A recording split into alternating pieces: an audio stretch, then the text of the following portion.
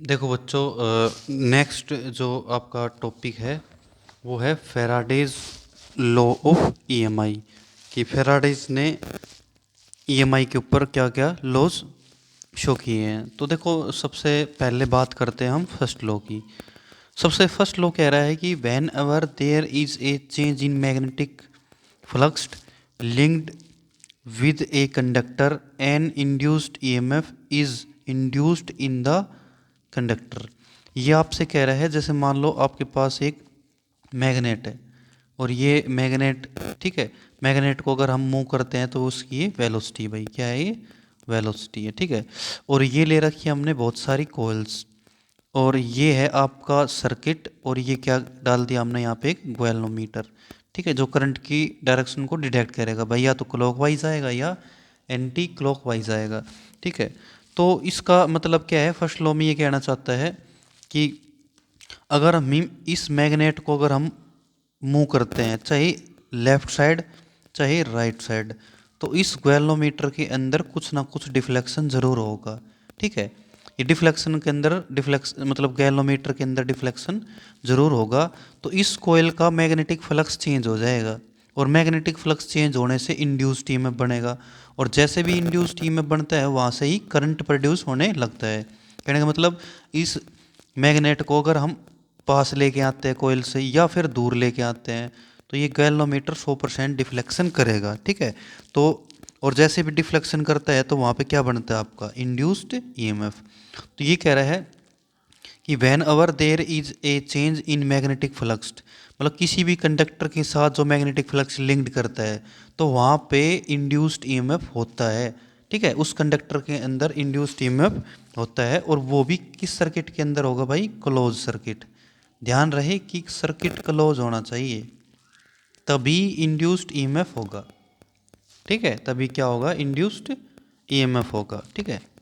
तो डिफ्लेक्शन कब नहीं होता है, जब इसकी वेलोसिटी को अगर हम बाई चांस जीरो कर दे, तो हमारा इंड्यूस्ड ईएमएफ क्या होगा, जीरो, और इंड्यूस्ड करंट भी कितना होगा, जीरो, मतलब कुछ भी डिफ्लेक्शन शो नहीं करेगा, ठीक है। और ये जैसे इसकी तरफ करते हैं हम एरो, इसकी तरफ करते हैं तो ये एंटी क्लॉकवाइज करंट की डायरेक्शन शो करता है। ये हम पढ़ेंगे नेक्स्ट टॉपिक में, लेंजिस लॉ है, ठीक है।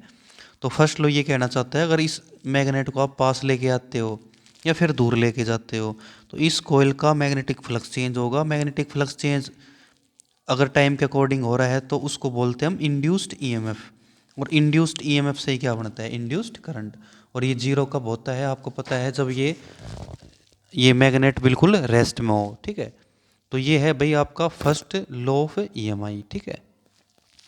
और सेकंड लॉ क्या कहता है आपसे, सेकंड लॉ देखो इसी के अंदर है आपका। सेकंड लॉ कहता है भाई, induced EMF directly proportional to rate of change of magnetic flux. Magnetic flux को अगर टाइम के अकॉर्डिंग चेंज कर रहे हो तो इंड्यूस्ड ईएमएफ प्रोड्यूस होता है, ठीक है। और भाई जैसे मान लो हमारे पास बहुत सारी टर्न्स ले रखी है यहाँ पे, 1 2 3 4 5, जैसे एन टर्न्स है हमारी, बहुत सारी टर्न्स है, तो इसके लिए क्या लगाते हैं हम, एन। अगर न्यूमेरिकली पोर्शन के अंदर है तो लिख देंगे, नहीं तो रहने देंगे, ठीक है।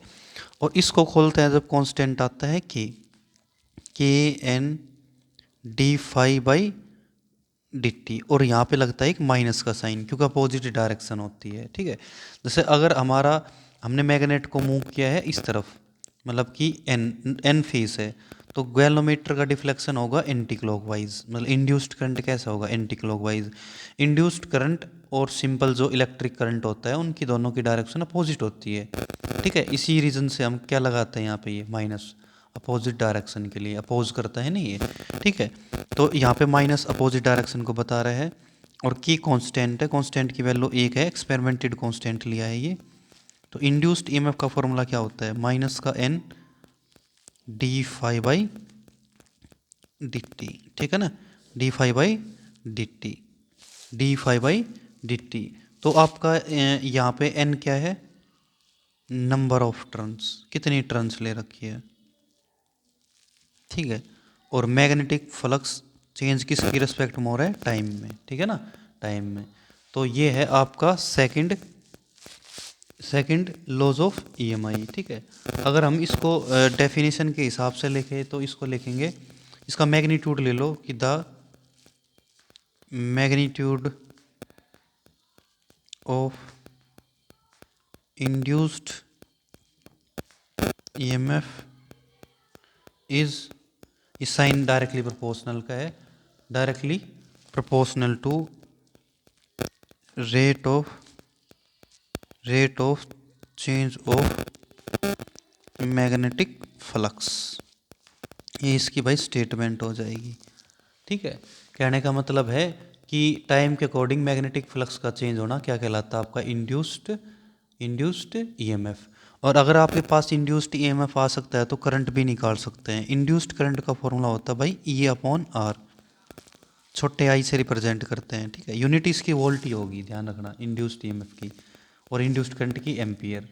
और ये एक प्रकार से जस्ट लाइक एक ओम्स लॉ की तरह है, I = V/R। वहाँ पे तो V होता है, यहाँ पे E होता है। ठीक है, इसको बोलते हैं इंड्यूस्ड ईएमएफ और इसको बोलते हैं सिंपल रेजिस्टेंस। ठीक है, क्या बोलते हैं इसको, रेजिस्टेंस। ये है फैराडेज के लॉ ऑफ EMI के। ठीक है, अब बात करते हैं हम इसकी ट्रिक पे। देखो, जो हमारे सेकंड जो केपलर्स लॉ है, इसकी ट्रिक है भाई, कम से कम मान के चलो आपकी इसमें 9 या 10 ट्रिक है, जिससे हम सारे के न्यूमेरिकल अटेम्प्ट कर सकते हैं। ठीक है, जो कि इस प्रकार है, देखो हम स्क्रीन पे शो कर रहे हैं। तो फर्स्ट है, देखो तो ध्यान से देखना, ये कह रहा है आपसे ई का फॉर्मूला याद रखना, बस इसी से बना देंगे। E = माइनस का, देखो टर्न्स को मैं यहाँ पे नहीं ड्रॉ कर रहा हूँ क्योंकि टर्न्स क्वेश्चन के अंदर है तो हम ले लेंगे, नहीं तो नहीं। माइनस का d∅B/dt। ठीक है, माइनस साइन तो पता है आपको, अपोजिट डायरेक्शन के लिए शो कर रहे हैं। तो इसका जैसे फ्लक्स चेंज हो रहा है टाइम के हिसाब से, जैसे मान लिया हमने ये है 2t⁻²। ठीक है, मतलब फ्लक्स टाइम के रिस्पेक्ट में चेंज हो रहा है, तो इसका डिफ्रेंशिएशन करना पड़ेगा आपको, तभी निकल के आएगा इंड्यूस्ड ईएमएफ। क्या करना पड़ेगा यहाँ पे, डिफ्रेंशिएट करना पड़ेगा, तभी क्या ऑब्टेंड होगा आपके पास, इंड्यूस्ड ईएमएफ। तो पहली ट्रिक याद रखना, डिफ्रेंशिएशन। फ्लक्स टाइम के अकॉर्डिंग चेंज हो तो आपने डिफ्रेंशिएशन करना पड़ेगा। ठीक है, और माइनस को लास्ट में आप प्लस लिख सकते हो। ठीक है, क्या प्लस, जैसे एग्जांपल यही बता रहा हूँ मैं, जैसे टी की वैल्यू देती 1 सेकंड, तो क्या निकाल के दिखाओ, ई। तो E = मतलब मैंने मैग्नीट्यूड ले लिया इसका d∅/dt, तो E = d/dt 2t⁻²। तो इसका डिफ्रेंशिएशन कैसे करते हैं मैथ में, ये पावर को आगे लेकर आओ, 2 × 4 और पावर में से 1 कम कर लो। ठीक है, तो 4 का 4, t की पावर क्या है 1, तो कितना आ गया, 4 वोल्ट आ गया। ठीक है, ये माइनस का क्या कर लिया हमने, ये यहाँ पे मैग्नीट्यूड ले लिया। ठीक है, पॉजिटिव। ये है फर्स्ट ट्रिक, मतलब डिफरेंशिएशन।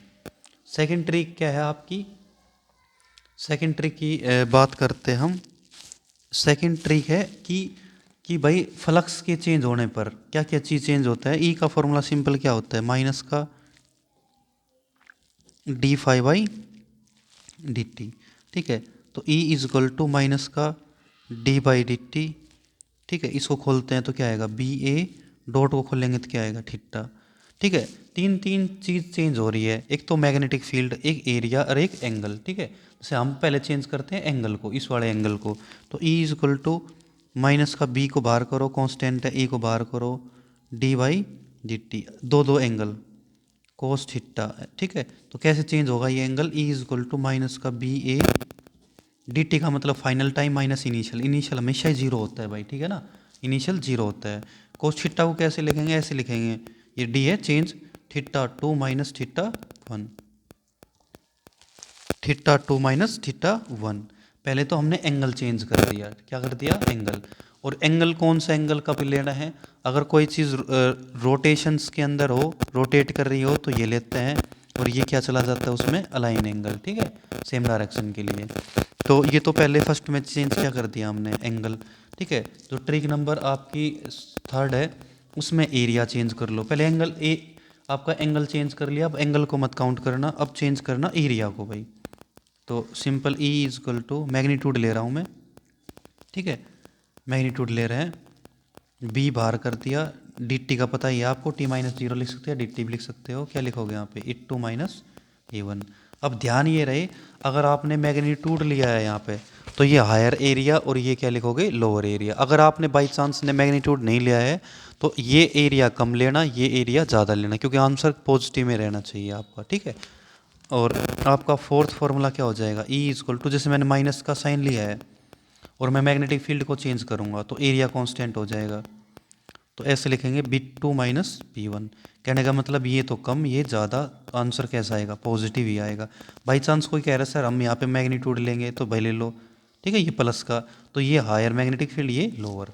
कहने का मतलब क्या लॉजिक है, आंसर पॉजिटिव ही आना चाहिए, ठीक है। अगर आप मॉडुलस ले रहे हो तो हायर माइनस लोअर, अगर आप नेगेटिव रख रहे हो तो लोअर में से हायर माइनस करना, ठीक है। तीनों चीज़ चेंज हो गई है, मैग्नेटिक फील्ड भी, एरिया भी और एंगल भी। ये ट्रिक नंबर 4 है। ट्रिक नंबर 5 क्या है आपकी, 5 है, अगर बाई चांस आप इंड्यूस्ड चार्ज निकालना चाह रहे हो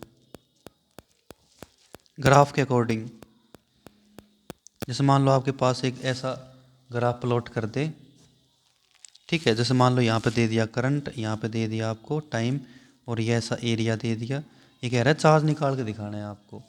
तो सबसे पहले इसी का यूज़ करो, E is equal to magnitude में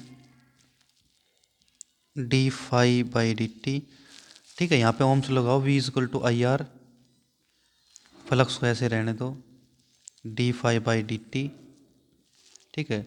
अब रेजिस्टेंस को नीचे की तरफ ले जाओ, ठीक है, I is equal to d phi by d t, R का आर, ठीक है। करंट का फॉर्मूला क्या होता है, सिंपल, चार्ज अपॉन में time, d phi by d t, ठीक है। ये रेजिस्टेंस, टाइम से टाइम दोनों तरफ इंटीग्रेट कर लेंगे, डी क्या होगा, क्या आया, डी क्या होगा, क्या हो, ये सिंपल मैग्नेटिक फील्ड फ्लक्स बन गया, और आर फॉर रेजिस्टेंस, ठीक है। तो इंड्यूस्ड चार्ज का फॉर्मूला होता है मैग्नेटिक फ्लक्स अपॉन में रेजिस्टेंस। कई बार क्या होता है, ये डायरेक्ट फॉर्म में भी पूछ लेता है कि ये दे देता है ये, तो चार्ज बताओ या मैग्नेटिक फ्लक्स बताओ, तो इसका होगा एरिया अंडर करो, क्या होगा, एरिया, अगर ग्राफ के हिसाब से तो अंडर कर्व, किस किस के बीच का, आई टी का, करंट का और टाइम का एरिया लेना पड़ेगा हमें, ठीक है। ये इंपॉर्टेंट है, बोर्ड के अंदर इसका क्वेश्चन आ सकता है आपका, ठीक है। ये होता है आपका इंड्यूस्ड चार्जेस, ठीक है। और ट्रिक नंबर आपकी 6 ट्रिक क्या है भाई आपकी, सेलेनॉइड। जैसे मान लो हमारे पास मैग्नेटिक फील्ड अब फिलहाल क्या है, सेलेनॉइड, जिस न्यूमेरिकल के अंदर बाई चांस सेलेनॉइड आ रहा है तो हमने पढ़ लिया पहले ही कि सेलेनॉइड का फॉर्मूला होता है म्यू नॉट आई और N, number of turn per unit length. तो इंड्यूस्ड ईएमएफ को का फॉर्मूला क्या होता है, माइनस का d phi by d t is equal to negative d phi by d t, ठीक है। फ्लक्स का फॉर्मूला क्या होता है, मैग्नेटिक फील्ड मल्टीप्लाई में एरिया, एंगल चेंज नहीं है, एंगल का चेंज कर लिया हमने, ठीक है। तो अब मैग्नेटिक फील्ड एरिया, तो भाई अगर बाई चांस मान लो आपका मैग्नेटिक फील्ड की जगह पे सेलेनॉइड है, सेलेनॉइड का फॉर्मूला क्या है, म्यू नॉट आई और एन, और एरिया बाई चांस मान लिया जैसे सेलेनॉइड में सर्कल का है अंदर से, तो सर्कल का लगा देंगे, क्या लगा देंगे, पाई आर स्क्वायर, ठीक है। तो ये वाली चीज़ भाई, इसमें चेंजमेंट भाई करंट भी हो सकता है, ठीक है, रेडियस में भी चेंजमेंट हो सकता है आपका, ठीक है। आप ध्यान रखना कि इसमें क्या चीज़ चेंजमेंट होगी आपकी, करंट भी चेंज हो सकता है और रेडियस भी, ठीक है। और ट्रिक नंबर 7 है श्रिंक। बाई चांस कोई एरिया श्रिंक हो रहा हो तो इंड्यूस्ड ईएमएफ कैसे निकालेंगे, हमको पता है, जैसे आपके पास कोई सर्कल है जिसकी रेडियस आर, तो वो श्रिंक हो गया, तो इंड्यूस्ड ईएमएफ फाइंड करने का क्या कंसेप्ट होगा, तो इंड्यूस्ड ईएमएफ का फॉर्मूला वही भाई D phi by d T, ये नेगेटिव को पॉजिटिव कर लेना, लास्ट में मैग्नीट्यूड लेंगे, ठीक है। तो आपको पता है मैग्नेटिक फील्ड तो बी, एरिया क्या होगा सर्कल का, श्रिंक हुआ है तो पाई आर स्क्वायर। टाइम के अकॉर्डिंग अगर कोई चीज़ श्रिंक है तो इसका डिफ्रेंशिएट कर दो, नेगेटिव का be constant, magnetic field pi constant, power आगे पावर में से कम, और D R by d T, इसका भी डिफ्रेंशिएट करना होता है रेडियस का, पहले तो पावर आगे ले ली, पावर में से कम, फिर इसका भी क्या कर दिया हमने, डिफ्रेंशिएट। ये हो गया आपका क्या, इंड्यूस्ड ईएमएफ। श्रिंक वाले कंसेप्ट पे ये लगा देना, डायरेक्ट ही आंसर आपका आ जाएगा न्यूमेरिकली पोर्शन में, ठीक है। और नेक्स्ट जो ट्रिक है आपकी वो है, कई क्वेश्चनों के अंदर क्या होता है कि एक तो जो आपका एक तो मैंने बताया सिंपल ही अभी ट्रिक नंबर 6 के अंदर माइनस का d5/dt, एक तो सोलेनॉइड की जगह पे लिख दिया mu naught I N, area by chance मान लिया हमने पाई आर स्क्वायर। अगर एक तो टर्न्स होती है सोलेनॉइड की और एक टर्न्स होती है फ्लक्स की, अगर बाई चांस सोलेनॉइड के साथ साथ ही आ रहा है कि टर्न्स है तो वो तो इसकी है। अगर बाई चांस सोलेनॉइड की स्टेटमेंट से थोड़ा अलग हटके आ रहा है कि ये फ्लक्स की है तो एक टर्न से और मल्टीप्लाई कर देना, क्योंकि हमें पता है छोटा एन का मतलब क्या होता है, number of turn per unit length. ये तो है सोलेनॉइड की, और सोलेनॉइड से अलग कह रहा है तो वो किसके लिए है, ये फ्लक्स के लिए है। ये किसके लिए है, मैग्नेटिक फ्लक्स के लिए है। ठीक है, तो इन सारी ट्रिकों से लगा के हम बहुत सारे क्वेश्चन अटैम्प्ट कर सकते हैं। ठीक है, और माइनस का क्या लॉजिक है, माइनस का लॉजिक देखो मैं बता रहा हूँ। जो नेगेटिव का लॉजिक कैसे क्वेश्चन करने हैं आपको, जैसे मान लो आप नेगेटिव के लिए क्वेश्चन बता रहा हूँ अपनी तरफ से ही। जैसे मान लो आपने ई निकालना है भाई, दो मैग्नेटिक फील्ड दी है, एक तो दी है 2 टेस्ला और एक दी है 3 टेस्ला। ठीक है, एरिया दिया है कांस्टेंट वैसे मान लो सिंपल 2 मीटर स्क्वायर, और टाइम दिया है सिंपल ही 2 सेकंड। ठीक है, तो आपको पता है ई का फॉर्मूला, एंगल नहीं दिया तो एंगल नहीं दिया तो फॉर्मूला तो ये होता है d5/dt। ठीक है, magnetic field b2 minus p1, और एरिया कांस्टेंट, एरिया को तो बाहर करो ए। ठीक है, हमें पता है ये चेंज कर दिया। तो अब देखो अगर आप बाई चांस नेगेटिव लगा रहे हो, ये एरिया तो क्या है आपका 2, टाइम कितना है आपका 2। ठीक है, dt का मतलब क्या होता है, change to final time minus initial. Initial में हमेशा टाइम कितना होगा 0, और फाइनल टाइम क्या होगा आपका t। तो क्या है, अब ये देखो अगर आपने बाई चांस आगे माइनस लगाया तो कम में से ज़्यादा घटाना, कम कौन सा है, 2 टेस्ला में से 3 घटाओ। ठीक है, तो क्या आएगा, एक तो नेगेटिव ये एक नेगेटिव ये, तो नेगेटिव नेगेटिव कितना हो गया पॉजिटिव। ठीक है, तो माइनस का एक बचेगा, तो कितना आया 1 वोल्ट। अगर कोई बच्चा मॉडुलस मैग्नीट्यूड लेके कर रहा है तो प्लस लेके कर रहा है तो हायर ये लोअर ये, तो भी आंसर क्या आएगा 1 वोल्ट। तो नेगेटिव का लॉजिक मेरे हिसाब से आपको आ गया होगा समझ में। ठीक है, ऐसे क्वेश्चन ये अटेम्प्ट करने हैं। Thank you.